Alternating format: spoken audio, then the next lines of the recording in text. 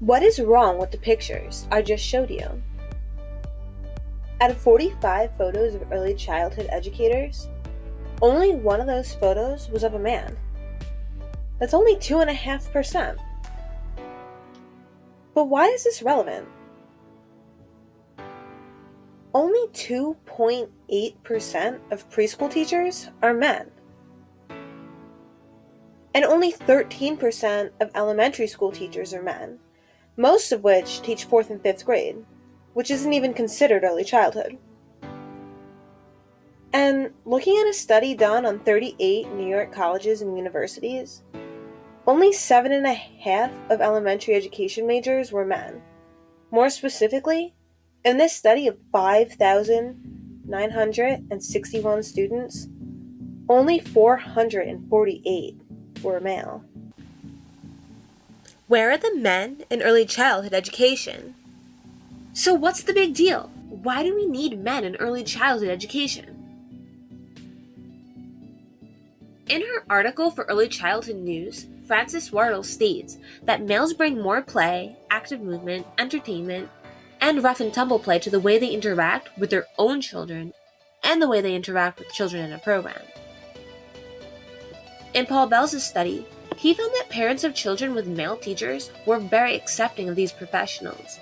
The parents were interviewed, and when asked about their experiences, they were more than pleased. They believed their children had grown academically, socially, and emotionally with these professionals, and that their experiences helped the youngsters form positive images of men.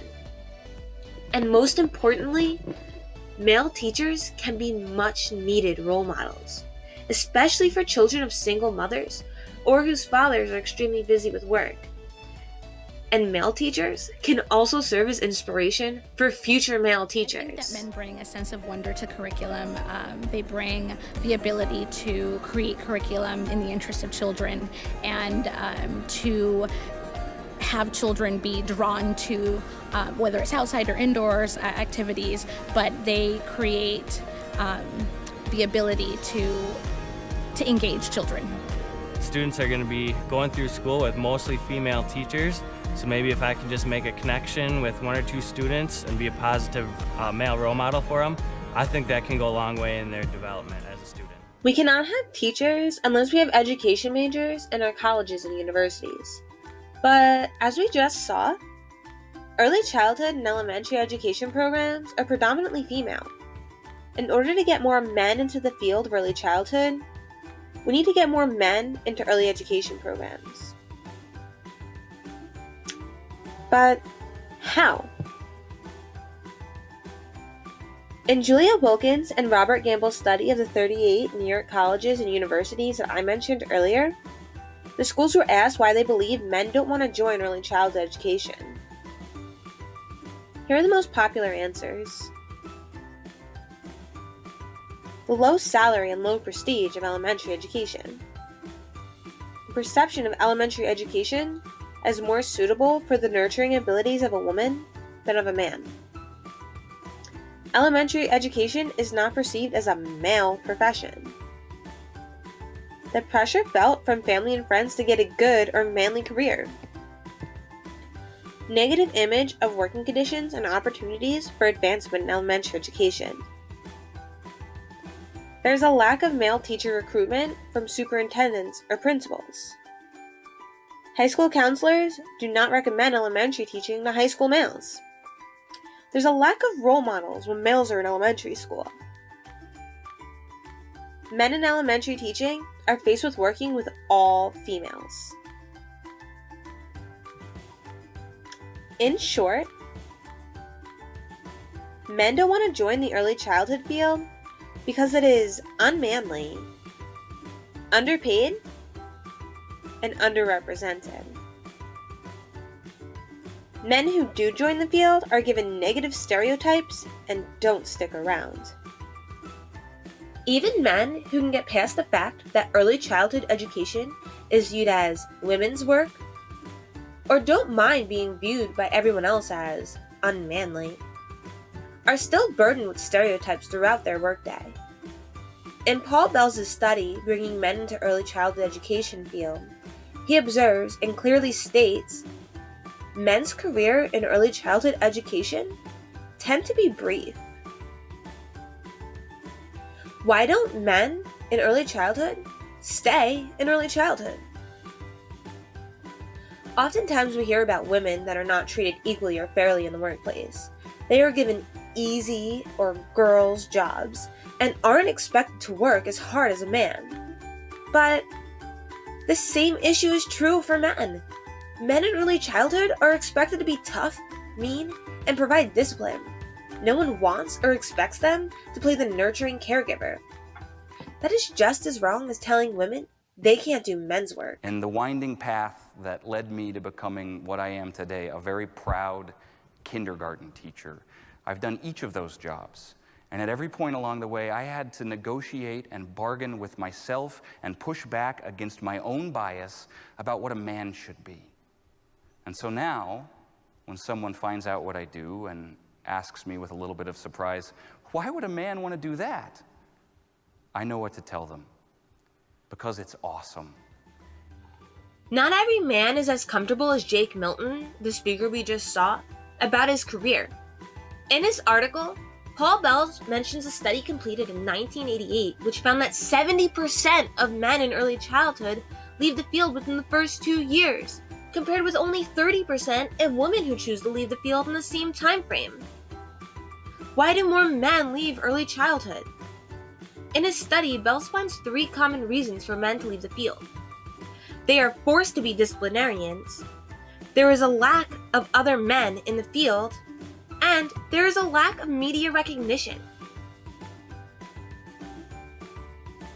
Gender stereotypes affect men in the workplace. Society focuses on women being given womanly jobs, but men in early childhood have the same problem. They are expected to be the ones that give the discipline or the ones that roughhouse. Just as women wish to be given masculine roles, such as construction or surgeons, some men want to have nurturing roles. They want to sing songs, read stories, and care for kids. As I mentioned earlier, men don't join the field because they will be the only man. The same is true for men who do join the field. They leave because they are the only man in their building. Paul Bell states that men will feel encouraged if they know there are other male teachers and that they will not be the only male employee. Men feel as if they are not being positively represented in the media. Many request that centers present images of men interacting positively with children on bulletin boards, in newsletters, and in advertising materials.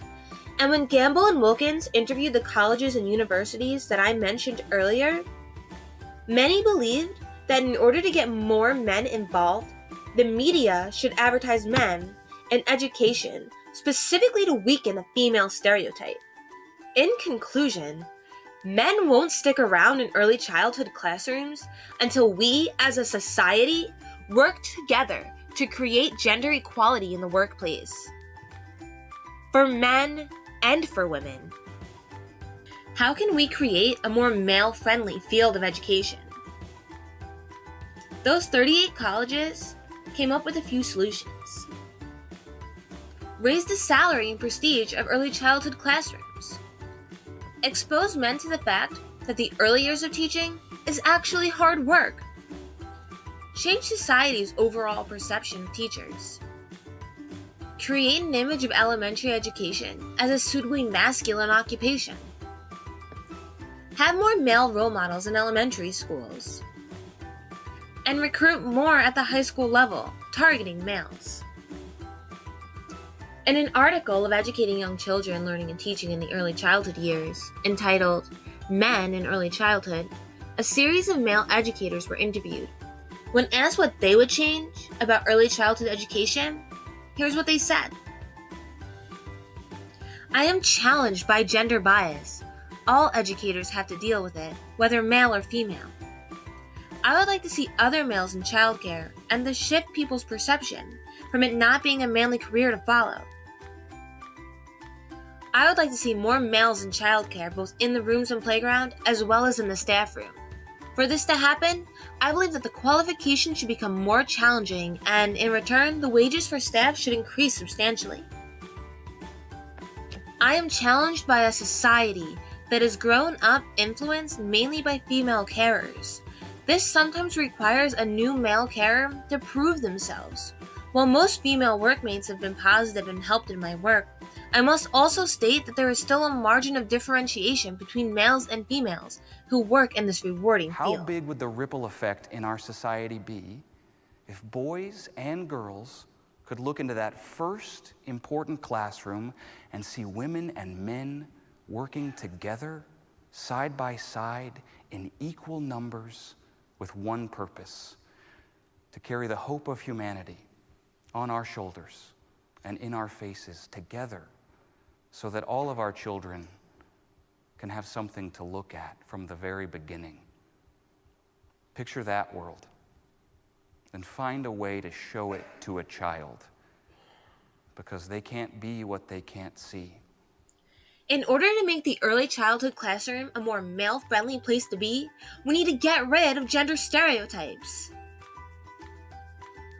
As Jake Minton said, if we keep the doors open for everyone, our children will grow up in a world of possibilities. Let the change start now. Let men teach.